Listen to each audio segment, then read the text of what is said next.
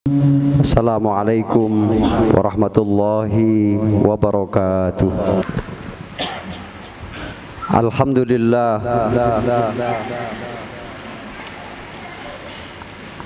alhamdulillahilladzi hadana li hadza wa ma kunna linahtadiya laula an hadana Allah. Asyhadu an la ilaha illallah wahdahu la syarika lah wa asyhadu anna sayyidana wa nabiyyana Muhammadan abduhu wa rasuluh. Allahumma fassalli wa sallim wa barik ala sayyidina Muhammadin wa ala alihi wa ashabihi ajma'in. Amma ba'du fa ya ibadallah, usikum wa nafsi bitaqwallahi wa ta'atihi la'allakum tuflihun. Qala Allah Ta'ala fil Qur'anil Karim, a'udzu billahi minasy syaithanir rajim, bismillahirrahmanirrahim. Ya ayyuhalladzina amanu taqullaha wal tanzur nafsum ma qaddamat lighad wattaqullaha innallaha khabirum bima ta'malun. Wa qala an-nabiy sallallahu alaihi wasallam, ittaqillaha haitsuma kunta. Shadaqallahul azim, shadaqa rasuluhun nabiyul habibul karim, wa nahnu ala dzalika minasyahidin wasyakirin walhamdulillahi rabbil alamin. Ma'asyiral hadirin dan Jumat rahimakumullah, mari bersama-sama kita senantiasa bersyukur kepada Allah atas segala limpahan rahmat dan karunia-Nya, taufik serta hidayahnya, sehingga kita bersama pada kesempatan yang baik ini, di hari yang mulia ini, kita bersama-sama masih diberikan nikmat iman, Islam serta sehat walafiat. Yang tidak kalah pentingnya, Allah berikan kepada kita nikmat kesempatan untuk bisa melaksanakan ibadah Jumat pada hari ini. Mudah-mudahan segala amal ibadah kita diterima di sisi Allah Subhanahu wa Ta'ala, dan semoga juga segala kekhilafan dan dosa kita Allah senantiasa berkenan mengampuninya. Amin ya rabbal alamin. Shalawat ma'assalam, semoga senantiasa tercurah kepada baginda Nabi kita Muhammad sallallahu alaihi wasallam, teriring untuk para keluarga, para sahabat serta pengikutnya hingga akhir zaman. Hadirin dan Jumat rahimakumullah, ittaqullah. Khatib berwasiat untuk diri khatib dan kita semua, mari bersama-sama kita senantiasa meningkatkan ketakwaan kita kepada Allah. Takwa yang difahami sebagai imtithalul awamiri wajtinabun nawahi, upaya yang terus-menerus dilakukan dalam rangka mengerjakan segala yang diperintah oleh Allah dan meninggalkan segala yang dilarang oleh Allah Subhanahu wa Ta'ala. Ma'asyiral hadirin dan Jumat rahimakumullah, di kesempatan yang amat singkat ini, mari bersama-sama kita muhasabah di penghujung tahun Masehi 2023, di mana tahun berjalan, waktu berjalan, yang ada menjadi tanggal aktivitas kita, bahwa kemudian hari ini kita berada di penghujung tahun 2023, maka ungkapan yang pertama yang harus kita lakukan adalah bagaimana kita memahamkan diri kita telah dihidupkan oleh Allah di tahun ini sampai dengan hari ini. Kemudian akankah kita tahu kita akan berakhir kapan, di mana, bagaimana? Tentu di antara kita tidak ada yang bisa menjawab itu semua. Kenapa? Karena itu semuanya menjadi bagian dari takdir Allah. Lalu kemudian di dalam setahun perjalanan ini sudah berapa banyak kebaikan-kebaikan yang kita lakukan? Atau bisa jadi sebaliknya, malah keburukan yang banyak kita lakukan.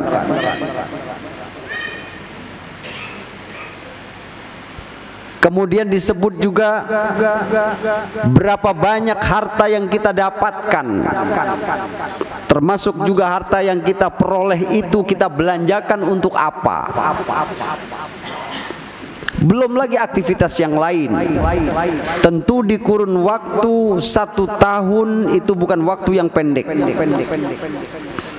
Maka kemudian pada kesempatan ini khotib ingin mengajak kepada kita semua, bagaimana di penghujung tahun ini kita bersama-sama memahami diri kita ini makhluk,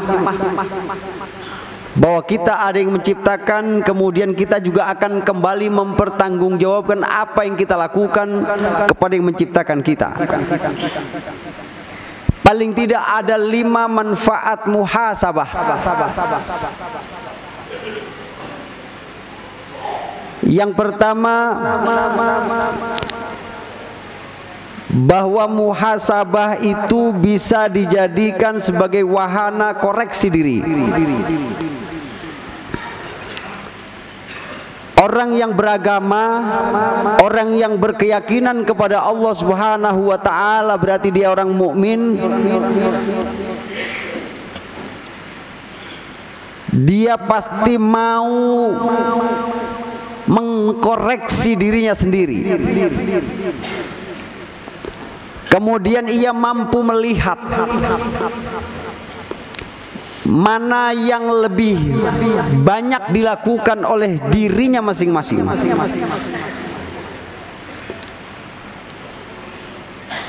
Akankah itu berpotensi kebaikan atau keburukan? Kenapa? Karena kita ini lebih sering melakukan aktivitas kita secara individu. Maka kemudian tidak terheran-heran ketika terjadi seseorang tertimpa sesuatu yang menurut kita tidak lazim, karena kita hanya melihat sebagian kecil dari aktivitasnya. Ketika kita sadar bahwa hari ini misal kita pada posisi kebaikan kita lebih banyak, maka kemudian kita tidak boleh menyombongkan diri karena kita merasa melakukan kebaikan yang banyak. Tetapi kemudian kalau kita juga berasa pada posisi di mana kita lebih sering melakukan keburukan-keburukan, maka juga jangan kemudian kita putus asa atas keburukan yang telah kita lakukan. Tetapi kemudian Allah menyebut dalam surah Yasin ayat 65, al-yawma nakhtimu ala afwahim wa tukallimuna aydihim wa tashhadu arjuluhum bima kanu yaksibun. Pada saatnya nanti mulut kita ditutup, kemudian yang berbicara adalah tangan dan kaki kita. Kita bisa bayangkan kalau kemudian mulut kita ditutup, kemudian kita nggak bisa bohong lagi. Kita tidak bisa beralibi lagi untuk pembelaan atas apa yang kita lakukan, termasuk juga kesalahan yang pernah kita perbuat. Kita tidak bisa lagi ngecap karena kemudian mulut kita ditutup oleh Allah, dan kemudian yang menggantikan mulut kita berbicara adalah tangan-tangan dan kaki-kaki kita. Hadirin sidang Jumat rahimakumullah. Maka lalu yang harus kita lakukan adalah bagaimana kita senantiasa berusaha untuk memperbaiki kekurangan kita. Yang kedua, bahwa kita harus mau berupaya memperbaiki diri. Pada sudut pandang kebaikan dan keburukan, maka disitulah letak kita manusia. Kita pasti punya kelebihan dan kekurangan. Maka kemudian memperbaiki diri menjadi penting, karena orang yang mampu melihat kelebihan dan kekurangannya itulah adalah orang-orang yang baik sesungguhnya. Tetapi kemudian tidak sedikit juga orang yang merasa dirinya baik terus, orang yang merasa dirinya hebat terus. Kesempurnaan kita hanya di antara makhluk-makhluk yang Allah ciptakan dengan makhluk yang lainnya. Tetapi sesungguhnya potensi kelemahan kita juga sangat banyak sebagai manusia. Hadirin sidang Jumat rahimakumullah. Kalau kita kemudian mampu melihat kelebihan dan kekurangan itu, maka kelebihan dan kekurangan itu menjadi sarana untuk menyeimbangkan dalam rangka kita bermuamalah, beraktivitas dalam kehidupan sehari-hari. Lalu yang ketiga, manfaat muhasabah adalah momentum mawas diri. Mawas diri ini menjadi penting karena apa? Kita pasti pernah melakukan kesalahan. Jadi yang namanya manusia tidak ada yang luput dari kesalahan. Maka kemudian disebut oleh Nabi kita Muhammad SAW, al-insan mahalul khotta wan nisya. Manusia itu tempatnya salah dan lupa. Jadi kalau kemudian ada manusia yang mengatakan dirinya nggak pernah salah, itu bukan manusia. Karena yang tidak pernah salah hanya malaikat dengan tugasnya yang tunggal. Selama kita masih manusia, sangat mungkin potensi melakukan kesalahan atas diri kita. Baik itu kesalahan kepada sesama manusia maupun kesalahan kita kepada Allah Subhanahu wa taala. Momentum mawas diri kemudian menjadi jangan mengulangi kesalahan yang pernah kita lakukan. Itu menjadi penting sebab ya'muruna bil ma'ruf wa yanhauna 'anil munkar wa ulaika humul muflihun. Ketika kita ingin menjadi orang-orang yang beruntung, itu adalah orang yang mampu melakukan kebaikan dan meninggalkan keburukan. Ketika kita pernah melakukan keburukan, maka mawas diri itu menjadi penting sebab jangan sampai terulang kembali melakukan keburukan atau kesalahan yang sama. Yang keempat kemudian memperkuat komitmen diri. Apa yang dimaksud dengan memperkuat komitmen diri? Kita ini setiap hari tidak pernah berhenti dari beraktivitas. Tentu kita sangat mungkin bersinggungan dengan orang lain. Sangat mungkin kita berinteraksi dengan orang lain, baik dalam kerangka tugas maupun keseharian kita sebagai makhluk sosial. Maka Nabi mengajarkan kepada kita, jadilah orang yang hari ini lebih baik dari hari kemarin. Dan jadilah diri kita pada hari esok lebih baik dari hari ini. Dan jangan kemudian kita menjadi manusia yang hari ini lebih buruk dari hari yang kemarin. Terjemahan hadis yang diriwayatkan oleh Al-Hakim. Kemudian yang kelima adalah bahwa kita tidak boleh berhenti bersyukur kepada Allah.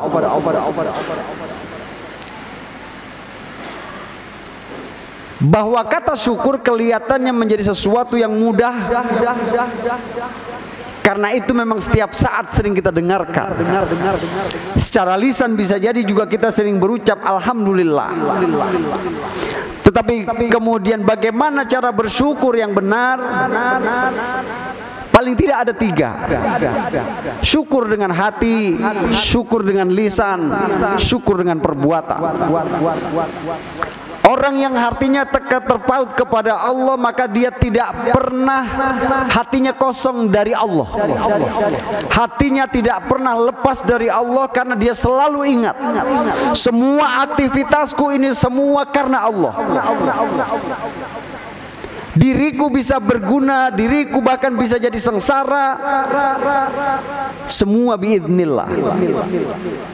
Jadi kemudian orang-orang yang beriman dalam kondisi apapun dia akan menerima dirinya ini menjadi bagian dari ketentuan Allah.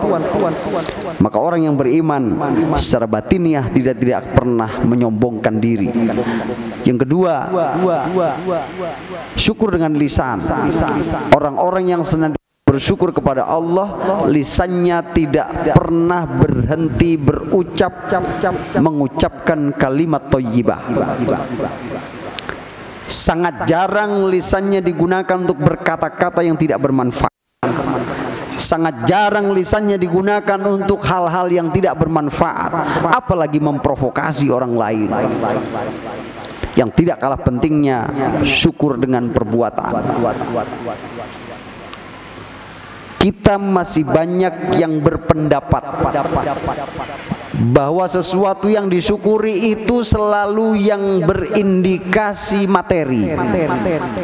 Jadi kalau kita dapat sesuatu yang sifatnya materi, kita bersyukur, kita senang. Tetapi ketika kita dapat sesuatu yang sifatnya tidak menyenangkan, biasanya kita cenderung mengeluh, atau bahkan bisa jadi kita menyalahkan Allah dengan protes-protes khusus. Tetapi sesungguhnya para jamaah sekalian, fahami bahwa siklus dunia ini selalu berpasang-pasangan. Tidak mungkin kita senang terus, tidak juga mungkin kita sedih terus. Fa inna ma'al usri yusra, inna ma'al usri yusra. Setiap kesedihan pasti akan berujung kepada kesenangan. Dan ingatlah bahwa sirkulasi dunia hanya berkisar antara senang dan sedih. Mudah-mudahan kita senantiasa dalam golongan orang-orang yang faham mengintrospeksi diri, faham bermuhasabah yang baik, faham bahwa kita harus menjadi hamba Allah yang selalu bersyukur kepadanya, karena semuanya ini atas izin Allah. Mudah-mudahan khutbah singkat ini ada manfaatnya. Lalu kemudian pesan Allah yang terakhir,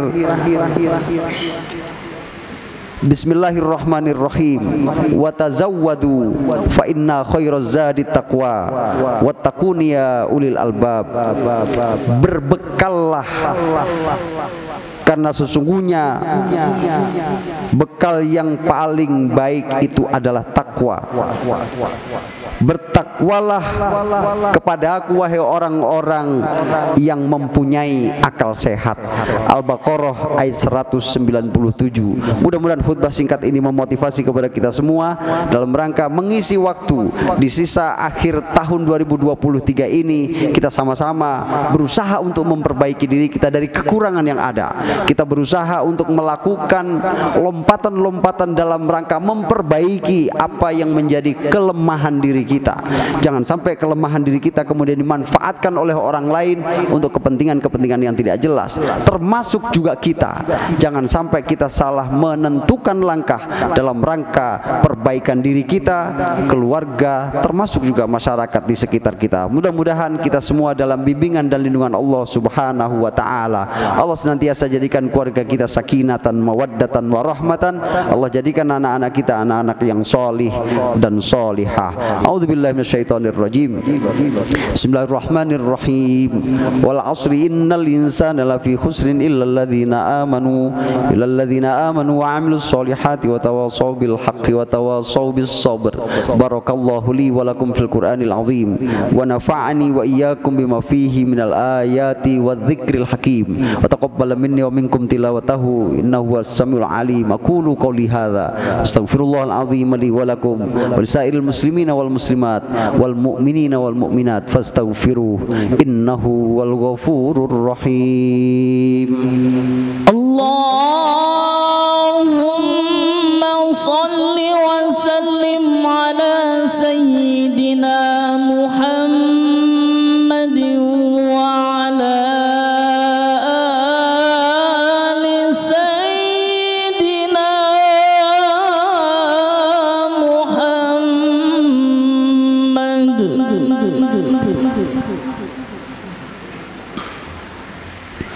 Alhamdulillah, alhamdulillah hamdan katsiran kama amar.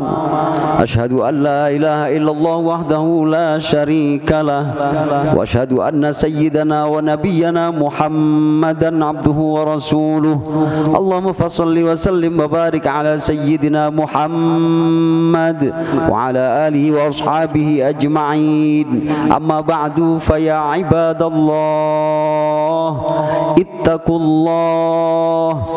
ittaqullaha fima amar wantahu amma nahu wa hadar wa'lamu anna Allah subhanahu wa ta'ala wa lam yazal قائلا عليما إن الله وملائكته يصلون على النبي يا أيها الذين آمنوا صلوا عليه وسلموا تسليما وارض اللهم على أربعة الخلفاء الراشدين أبي بكر وعمر وعثمان وعلي وعلى بقية الصحابة والتابعين وتابع التابعين ومن تبعهم بإحسان إلى يوم الدين وعلينا معهم برحمتك يا أرحم الراحمين اللهم اغفر للمسلمين والمسلمات والمؤمنين والمؤمنات الأحياء منهم والأموات